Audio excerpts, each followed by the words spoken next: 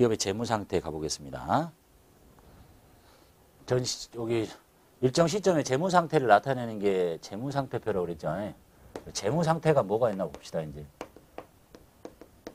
재무 상태는 자산의 상태, 부채의 상태, 자본의 상태를 보고 재무 상태라고 합니다.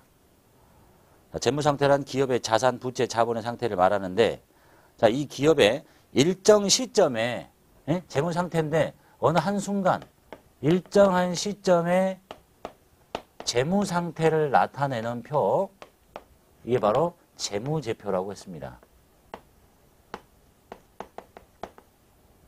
재무 상태를 나타내는 여러 가지 표예요. 말 잘못했다. 정신머리가 없네.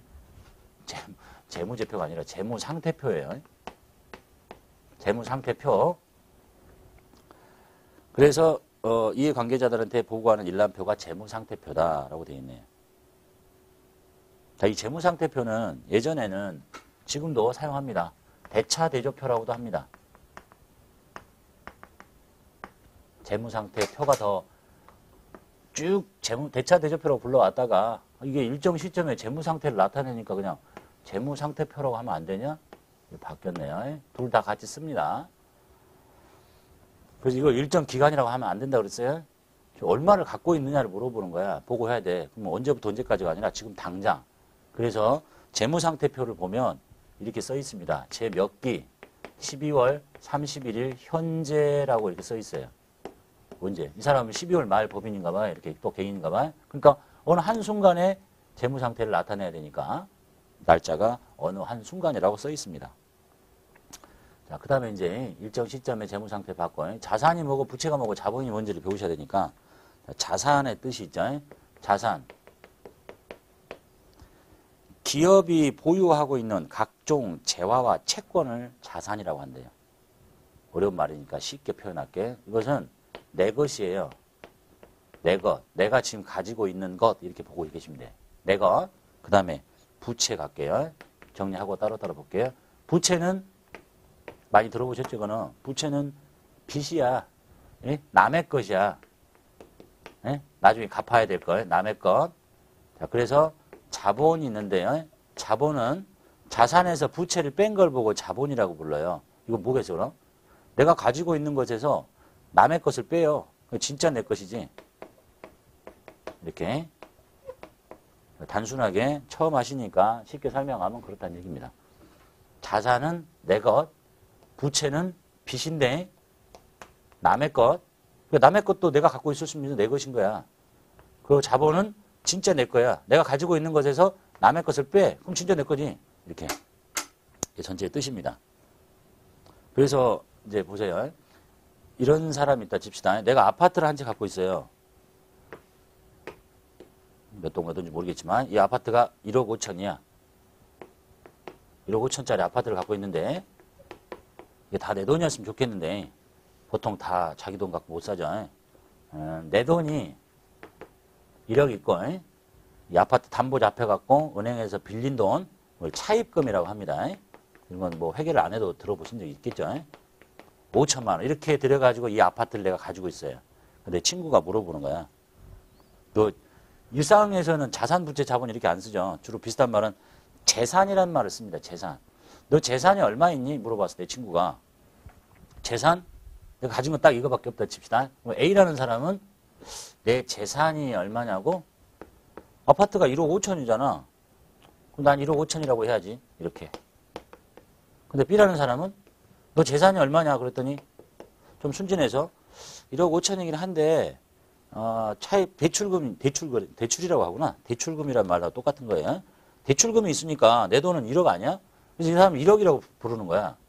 지금 이제 똑같은 상황에서 일상에서는 재산이라는 말을 쓰면 어떤 사람은 순진하면 1억이라고 하고 좀 뻥치기 좋아하는 사람은 1억 1천이라고 1억 1천이 아니 뭐야. 1억 5천이지. 1억 5천이 이렇게 부르는 사람이 생긴단 말이에요. 그래서 내가 이제 수업 시간에 학생들한테 물어보면 뭐라고 하실래요? 그랬더니 보통 요걸 많이 선호하더라고요. 그래 그냥 이렇게 하면 되잖아. 자 그래서 이게 좀 구분이 안 되잖아. 예? 어떤 사람은 이렇게 부르고 어떤 사람은 이렇게 부르니까 규정을 정하자 이제 정해. 예? 자, 너 지금 이거 아파트가 있지. 네가 가지고 있는 아파트지. 근데 네 돈이 1억 이거 빚이 5천이면 일단 네가 다 갖고 있잖냐. 어? 그래서 네 돈은 네가 갖고 있기 때문에 1억 5천이야. 그것이 자산의 개념입니다. 자산. 내가 지금 가지고 있잖아 다. 그런데 그 속에 남의 것이 들어있잖아 5천이. 그것이 빚이야. 그걸 빼면 진짜 내 것은 1억이잖아. 그래서 자산과 자본을 이렇게 구분하는 겁니다. 그래서 이 사람이 부르는 것은 말은 똑같은 재산이었지만 이 사람은 자산을 의미한 것이었고 이 사람은 자본을 의미한 것이 된다라는 얘기예요. 응? 그냥 재산이라고 표현하면 혼용이 돼서 써버리는 거니까 우리 회계에서는 자산은 뭐가 됐건 내 것이 됐건 남의 것이 됐건 내가 갖고 있으면 내 거예요 다. 그걸 자산이라고 해. 거기서 남의 걸 빼면 자본이라고 하고 그래서 자본은 뭐라고도 표현하냐면 진짜 내 자산이잖아. 순자산이라고도 합니다. 이해되셨죠? 자, 전체의 개념이니까 여기까지를 일단 정리하시고 자산 이제 정리할게요. 자산의 뜻이 뭐냐면 기업이 보유하고 있는 가지고 있는 거죠. 보유하고 있는 각종 재화 또는 채권을 자산이라고 합니다. 예를 들면 이제 호프집이라고 했었죠. 호프집을 하는 사람이 갖고 있는 재화가 뭐야? 술, 뭐 의자, 컵 이런 것들이 자기 거예요. 자산이야. 근데 채권은 뭐냐면 받을 수 있는 권리예요. 예를 들면 손님이 술을 먹고 갔는데 돈이 없어서 외상을 하고 갔어. 그럼 나중에 받아낼 수 있는 거죠. 그것도 자산입니다. 자기의 자산. 이런 재화와 채권을 총칭하는데 기업의 경제적인 자원인 이런 것들을 화폐 단위로 표시한 것이다. 라는 게 자산의 뜻입니다. 쉽게 얘기하면 그냥 내가 가지고 있는 거, 가지고 있는 재화나 채권. 자, 그럼 자산을 보고할 때 아까처럼 1억 5천 이렇게 아파트 하나를 1억 5천 이렇게 보고하면 나는 알아먹지만 외부의 사람들이 자산의 종류가 엄청 많을 텐데 그냥 이렇게 분류하면 보고만 하면 되겠느냐? 자산을 좀 쪼개달라. 그래서 자산을 1년을 기준으로 유동자산과 비유동자산으로 구분합니다. 좀 더 세분화해서 보고해야 되니까. 그리고 이것도 좀 많잖아요. 너무 커. 이게 1억, 이게 5천 이렇게 하면 되겠어? 응? 못 알아먹지. 그러니까 좀 더 잘게 쪼개주세요.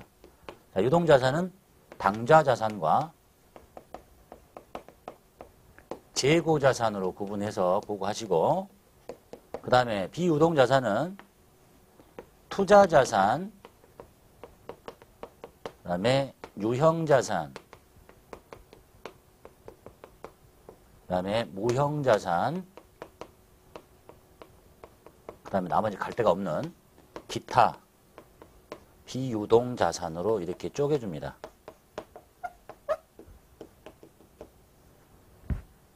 이 속에 또 있겠죠. 우리 지금 여기까지 일단 암기하셔야 돼요. 그래서 볼게요. 자, 유동자산인, 자, 1년을 기준으로 유동자산과 비유동자산으로 구분하라고 그랬는데, 자, 유동자산 볼게요. 유동자산은 보고기간 종료일. 보고기간 종료일이 뭐예요? 이제 회계연도가 이렇게 있다잖아요. 보통 1월 1일부터 12월 31일 이렇게 이 날이 보고기간 종료일이잖아요. 이렇게 회계연도면. 그러니까 12월 말로부터가 아니에요. 보고기간 종료일이라고 했어요. 보고기간 종료일. 왜 12월 말이라고 하면 안 돼요? 이 끝나는 날짜가 서로 틀린 사람들이 있다니까. 법인사업자들은. 그래서 보고기간 종료일로부터 1년 이내에 자, 요 날로부터 1년 이내에 현금화 또는 실현될 것이라고 예상되는 자산은 요쪽 라인에 적고 이렇게요.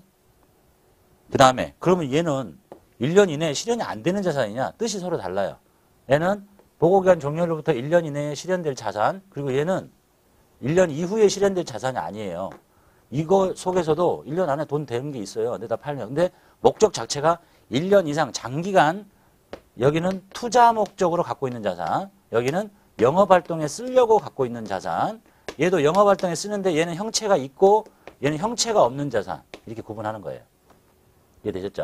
자, 유동자산은 보고기간 종료로부터 1년 이내에 현금화되거나 실현될 것으로 보이는 자산인데 그게 얘처럼 판매 과정을 거쳐서 현금화되는 자산을 재고자산이라고 하고 자, 호프집 같으면 술이에요. 술 1년 이내에 팔아서 돈 되는 거잖아. 그걸 재고자산. 그리고 얘는 판매 과정을 거치지 않고 현금화되는 자산이에요. 보통은 뭐 보통예금 통장에 돈 들어있는 거 이렇게 보시면 되겠네요. 당좌자산은 판매 과정을 거치지 않고 보고기간 종료일로부터 1년 이내에 현금할 수 있는 자산. 그 속에 이제 내용물이 들어있잖아요. 현금이 현금성 자산 이런 것들은 뒤에 가서 배우게 돼요. 지금 큰 틀은 이렇게만 보시면 돼요.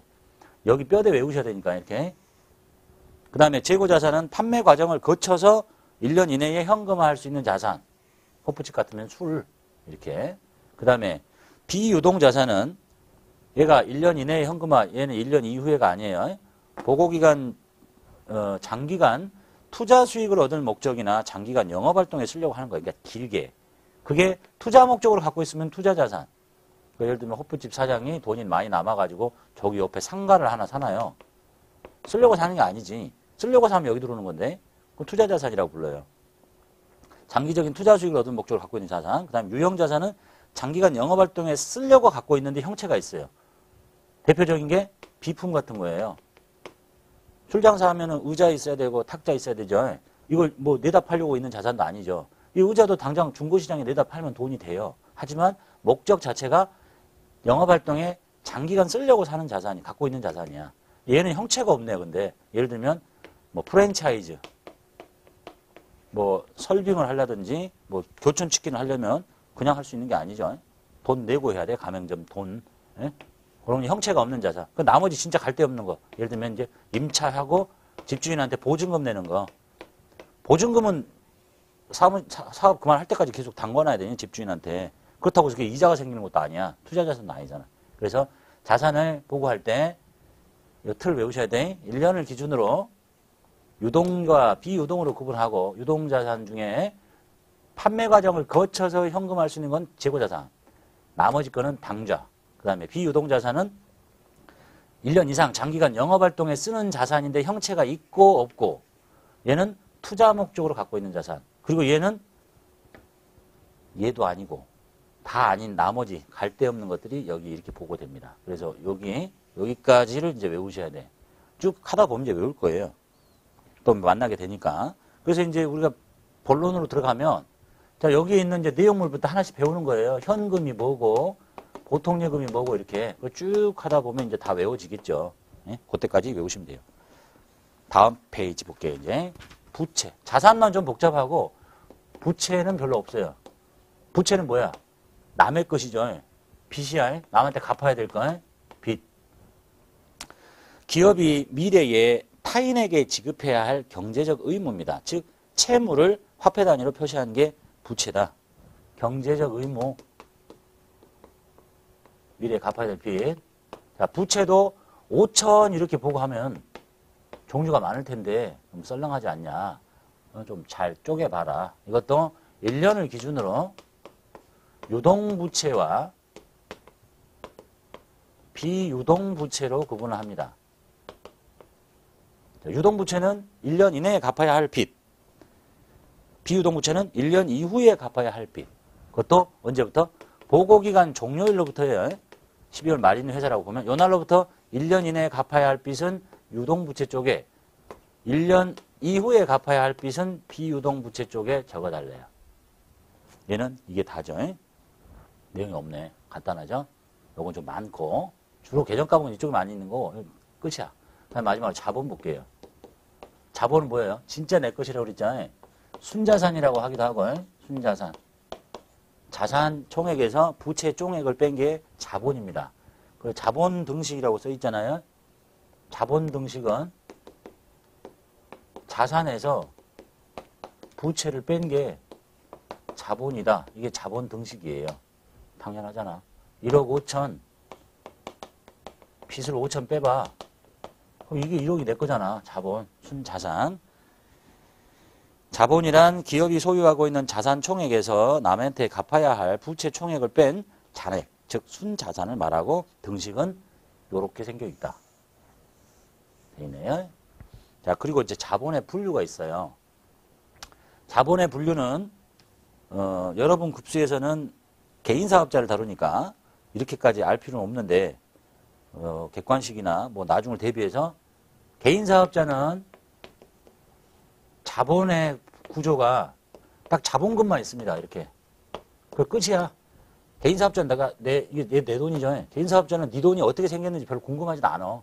근데 법인사업자는 이해관계자가 많기 때문에 주주도 있고 뭐 채권자도 있고 이 자본을 그냥 단순히 자본금만 할 게 아니라 구분을 어떻게 하냐면 법률적인 원천, 변동 원천과 법률적인 요구를 기준으로 변동 원천, 어디에서부터 돈이 들어와서 움직이기 시작했냐, 그 다음에 그 돈의 법률적인 요구에 따라서 누구 거냐, 이거에 따라서 이름을 5개로 쪼갭니다. 근데 이름이 좀 어렵네요.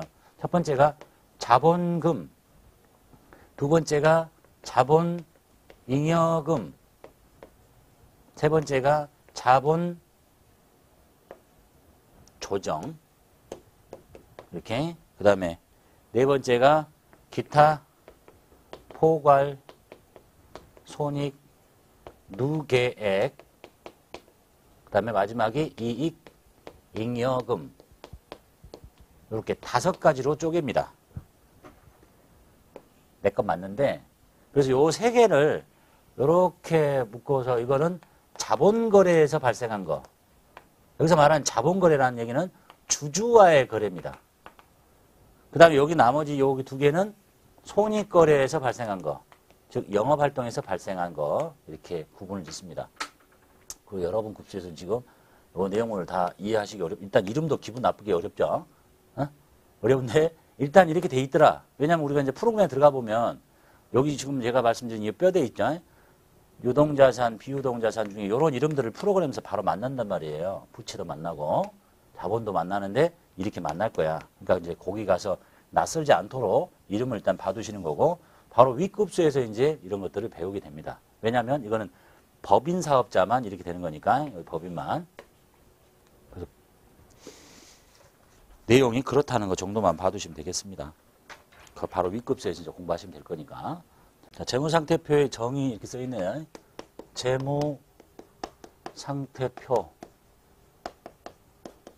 자, 영어로는 이제 뭐 Statement of Financial Position 이렇게 쓰는데요. FP. 요거는 이제 전 시간에 말씀드렸죠. 일정 시점에 어느 한순간 재무 상태를 나타냅니다. 재무 상태는 자산의 상태, 부채의 상태, 자본의 상태. 종전에는 요거를 현재도 쓰고 있습니다. 대차대조표라고도 합니다. 대차대조표는 영어로 밸런스 시트 이렇게 썼었네요. 재무상태표 등식이라고 있죠. 재무상태표는 자산은 부채 플러스 자본, 이게 재무상태표 등식이에요. 전 시간에 자본 등식 배우셨잖아요. 자산 빼기 부채는 자본. 수학적으로 보면 이걸 이리 넘기면 똑같잖아요. 우리는 이걸 자본 등식이라고 하고 자본을 구하기 위한 거. 이거는 재무상태표 등식이라고 합니다. 서로 다릅니다. 그러니까. 자, 재무상태표 양식 볼게요. 재무상태표를 작성하는 양식에는 보고식과 계정식이 있고 일반 기업 회계 기준에서는 재무상태표의 양식을 보고식으로 예시하고 있습니다. 그림 보시면 보고식은 위에서부터 아래로 이렇게 쭉 쓰는 거고 계정식은 왼쪽 오른쪽 이렇게 나눠서 쓰는데 여기서 나오는 만나게 되는 단어가 하나 있죠. 일반 기업 회계 기준. 자, 우리가 지금 배우고 있는 게 다 일반 기업 회계 기준에 따른 회계처리입니다. 종전에 그냥 기업 회계 기준 이랬는데 이제 우리나라 기업 회계 기준이 외국 사람들이 투자하기에는 좀 믿기가 곤란한 내용들이 많나 봐요. 그래서 국제 회계 기준을 적용합니다. 그래서 한국이 채택한 IFRS. 이게 한국 채택 국제 회계 기준이에요. 근데 이거는 이제 상장 회사만 씁니다. 코스닥에 상장된 회사에. 너무 어려우니까 요거 중에 일부를 예전에 기업 회계 기준과 좀 섞어가지고 일반 기업 회계 기준이라고 이렇게 발표하고 이 나머지 사람들이 쓰는 겁니다. 우리는 요걸 기준으로 지금 공부하고 있다. 우리가 배운 회계 처리도 다 일반 기업 회계 기준에 따른 겁니다. 자, 양식을 보시면 계정식이 있는데 계정식은 요렇게 그립니다. 요렇게 생긴 걸 보고 계정이라고 해요. 영어로 T자처럼 생겼죠. 그래서 T계정. 재무상태표를 그리면 자산을 여기다 적고 자산 이제 구체적인 이름 다 전 시간에 했었죠. 유동자산, 비유동자산 이렇게.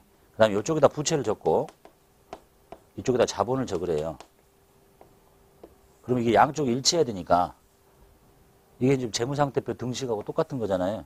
재무상태표 등식. 자산은 그러니까 1억 5천 갖고 있어. 근데 빚이 5천이고 나머지가 내 돈이야. 이거 더하기 하면 자산은 부채 플러스 자본이잖아. 자산은 부채 플러스 자본. 이게 재무상태표 등식입니다. 요건 반드시 암기하셔야 돼요.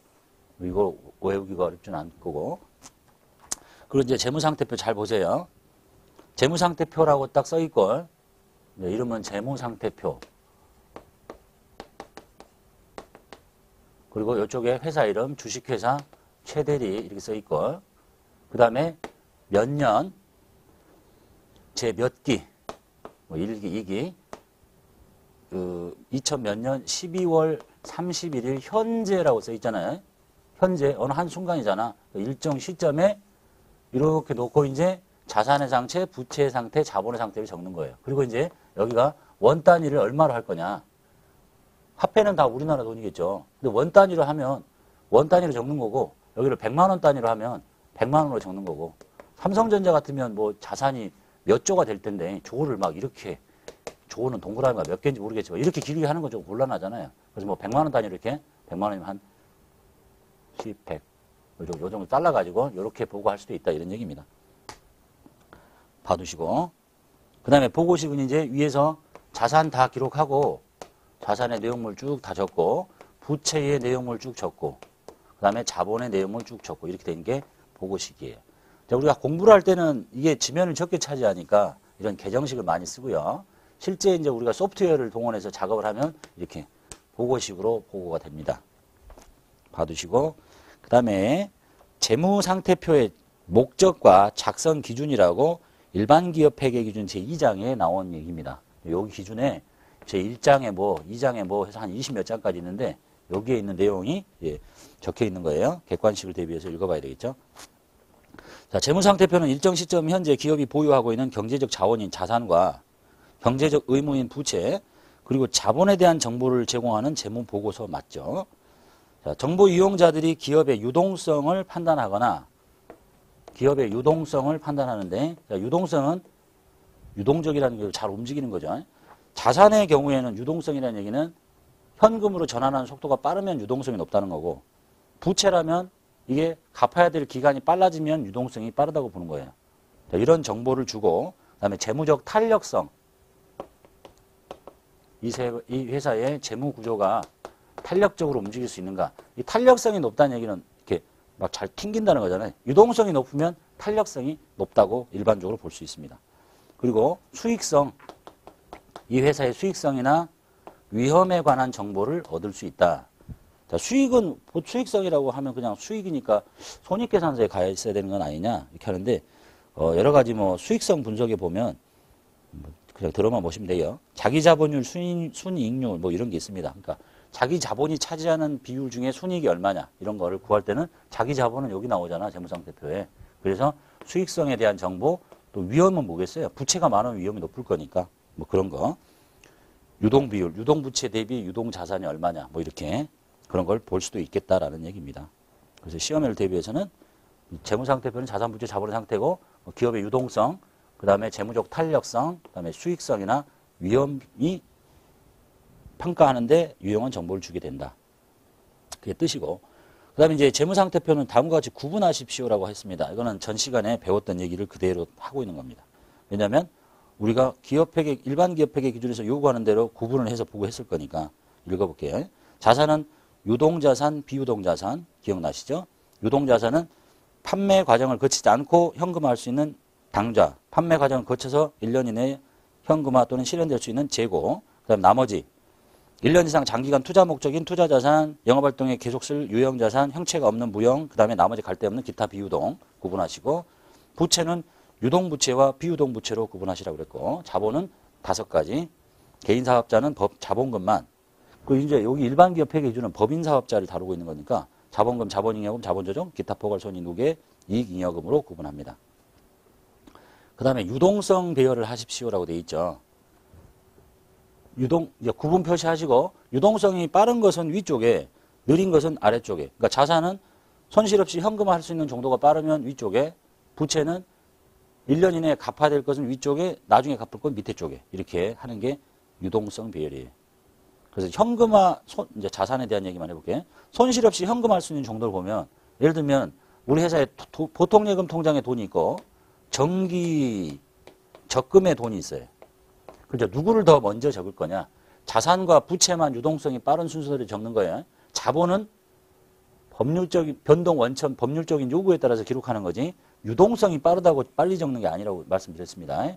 보통 예금하고 정기 예금이 있는데 이거 현금화할 수 있는 정도가 빠른 거는 뭐가 빠르겠어요? 은행에 가서 표를 빨리 뽑으면 빨리 바꾸지. 근데 얘는 손실이 하나도 없잖아. 보통 예금은 그냥 찾으면 되는 거니까. 근데 정기 예금은, 정기 적금은 일단 기간 내에 안 기다리고 깨버리면 자기가 기대했던 이익을 못 받게 되니까 약간의 손실이 생기는 거예요. 그러니까 얘가 유동성이 더 빠른 거지. 그래서 보통 예금이 먼저 적히고 정기 적금 예금 등이 나중에 적히고 이렇게 된다는 얘기입니다.